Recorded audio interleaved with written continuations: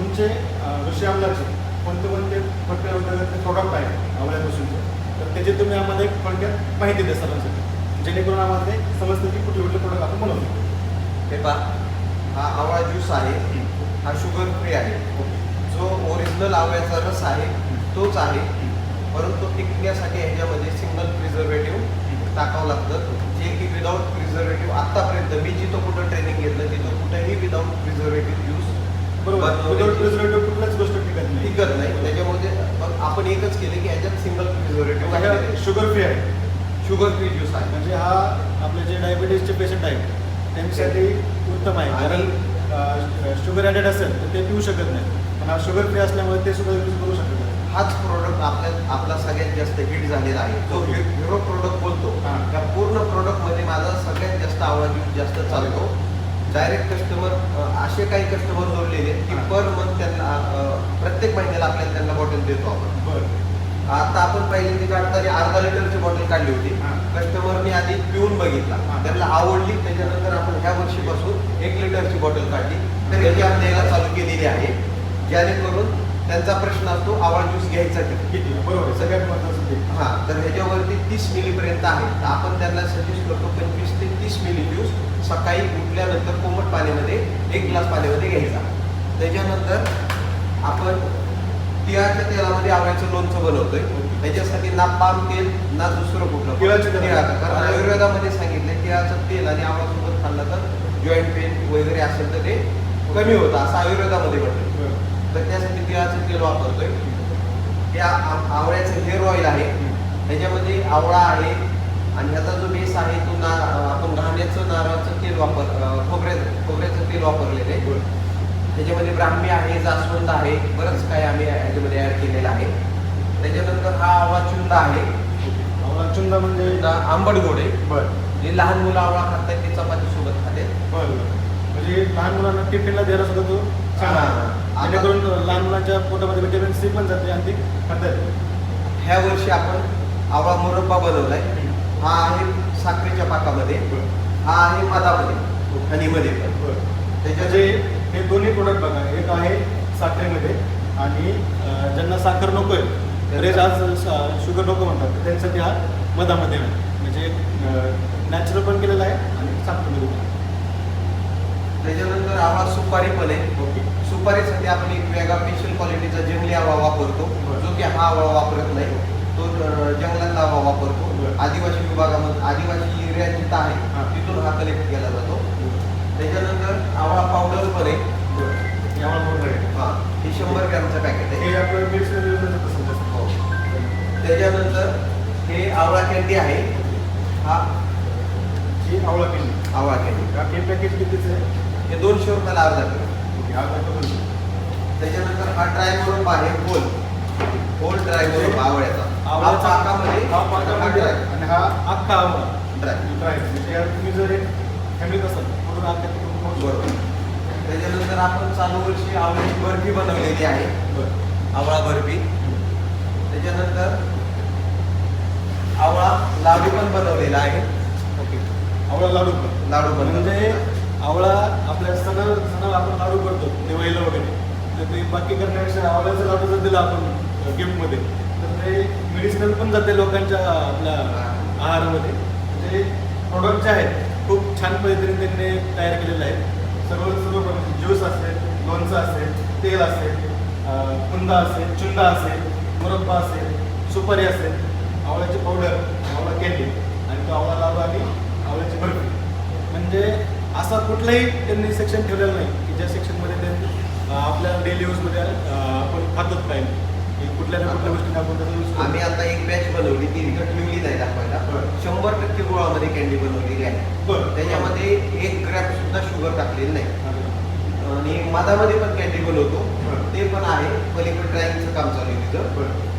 आता आपला हा जो माल आहे सर तो प्रक्रिया केलेला, हे आपले सप्लाय कुठं होतं, मार्केट कुठं होतं? हे पहा, आता आम्ही ह्याच्यामध्ये नवीन जे की लोकांना माहीत नाही, आता आम्ही जे महाराष्ट्रामध्ये एक्झिबिशन भरते त्याच्यामध्ये सहभागी होतो. एक्झिबिशन मार्फत लोकांपर्यंत पोहोचवतोय. लोकांना प्रोडक्ट आवडल्यानंतर लोक पर्सनली आम्हाला कॉन्टॅक्ट करत आहेत. आम्ही त्यांना ऑनलाईनच्या माध्यमातून फ्री होम डिलिव्हरी देतोय. एक्स्ट्रा कुठल्याही डिलिव्हरीचे पैसे घेत नाहीत. प्लस एक्झिबिशनमध्ये जे बचत गट असतात हो. किंवा जे B2B म्हणजे जे व्हाईट लेबल असतं, हां, हां. व्हाईट लेबलने पण आम्ही प्रोडक्ट देतो.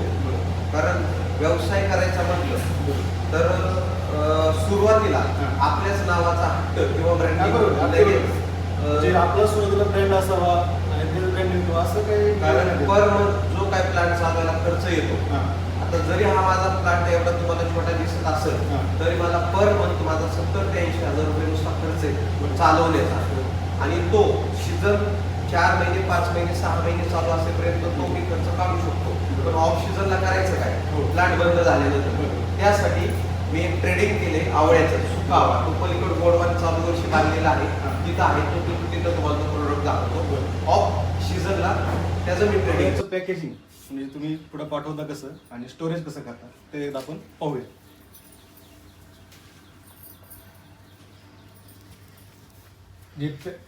हे पहा, आता हे तर आमच्या स्वतःच्या ज्यूसच्या बॉटल आहेत. ओके.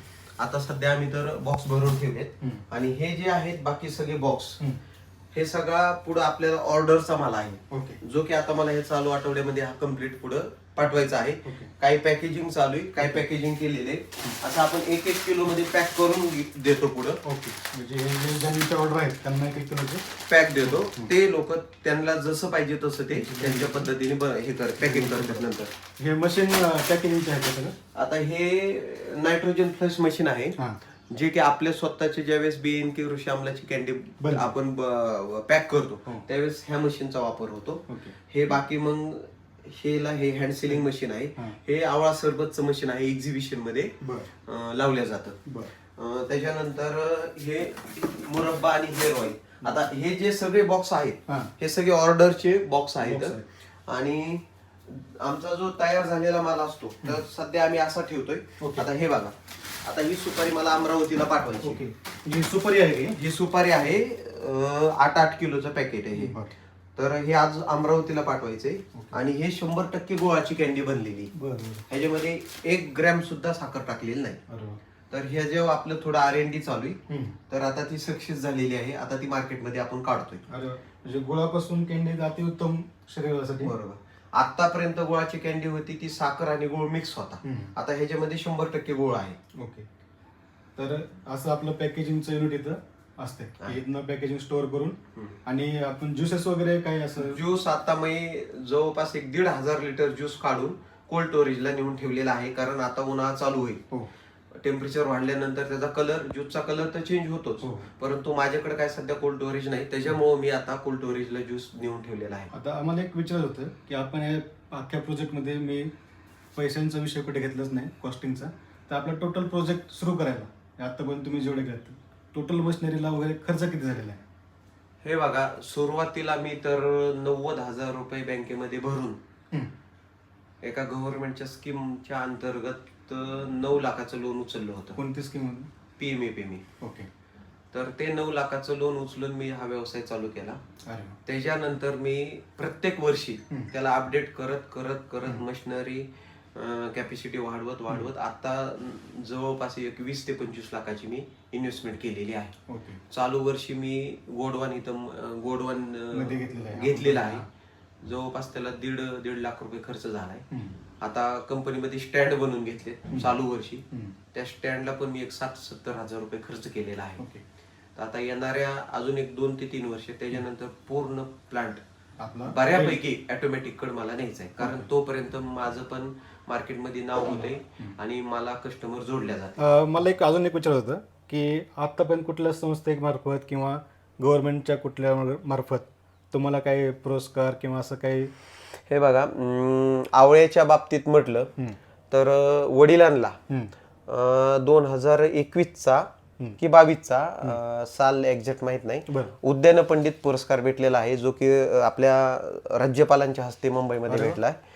त्याच्यानंतर मला 18 जानेवारीला सिंधुदुर्गमध्ये वेंगुर्ल्याला बरं. एक पॉलिटेक्निक कॉलेज आणि एक संस्था आहे, बरं. त्या संस्थेमार्फत मला 2025चा आदर्श शेतकरी पुरस्कार भेटलेला आहे. अरे वा. म्हणजे हे शेती अशीच करत नाही, त्यांना गव्हर्नमेंट ज्या वडिलांना राज्यपालांमार्फत आणि मुलाला सिंधुदुर्गमधील एका कॉलेजमार्फत आणि संस्थेमार्फत पुरस्कार भेटलेला आहे. म्हणजे नक्कीच हे जे काम करतायत हे कुठंतरी त्याचा उल्लेख होतो आहे आणि असंच तुमच्याकडनं तुमचाही व्यवसाय वाढत जावो आणि तुमच्याकडनं प्रेरणा घेऊन नवीन शेतकरी तरुणांनी या व्यवसायात फूड प्रोसेसिंगमध्ये असेल कुठले असू दे ते, मी फक्त आवळाच म्हणत नाही, भरपूर प्रकार आहेत तुम्ही फूड प्रोसेसिंगला, त्याच्यामध्ये उतरावं असं मला आज सांगावंसं वाटतं.